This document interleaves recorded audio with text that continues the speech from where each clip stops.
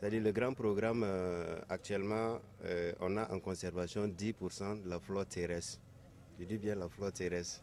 Et ça, en termes d'espèces, ça fait à peu près 30 000 espèces. 30 000 différentes espèces en conservation. Ce qui veut dire également que nous maîtrisons la biologie de ces espèces. C'est dans ce contexte qu'on a créé un sous-projet qui s'appelle le projet Plantes utiles aux communautés rurales pour commencer à adresser les grands sujets que font face les populations. Par exemple, la sécurité alimentaire, la sécheresse, la déforestation, etc. Et vous trouvez que au niveau des communautés rurales, c'est très difficile de régénérer ces plantes. On prend la plante dans la nature, on croit que ça existe dans la nature et que ça va toujours exister. Mais ces plantes sont en train de disparaître. Maintenant, avec le grand projet qu'on a dans le Seed Bank, la connaissance sur la biologie, la reproduction de ces plantes, et on est en train d'aider les communautés à pouvoir cultiver ces plantes dans leurs jardins, dans leurs champs et de pouvoir les utiliser parce que ça n'existe pas dans la nature de façon permanente. Le projet pilote Plantes utiles aux communautés, on a 5 pays dans notre réseau qui compte plus de 50 pays qui font partie de ce programme sur 3 ans. Donc on est arrivé à la fin de la phase de ces 3 ans et l'atelier aujourd'hui au Mali, ça regroupe le Mexique, l'Afrique du Sud, le Botswana, le Kenya et le Mali.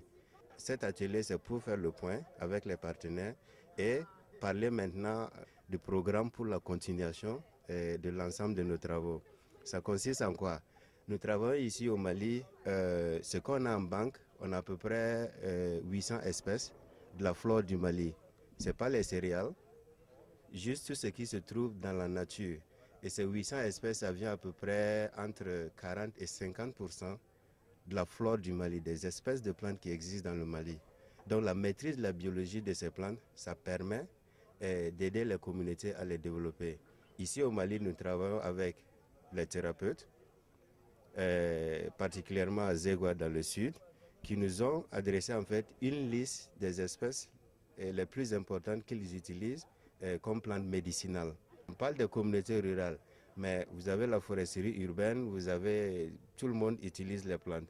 Donc aujourd'hui, tout ce qu'il y a de façon générale comme plantes communes connues, j'allais dire de s'adresser à nous pour les différents besoins parce qu'on peut les reproduire et on est là en fait dans cette phase maintenant pour aider les communautés, les populations et les différents chercheurs, les programmes et tout et à reproduire ces semences-là à partir des graines.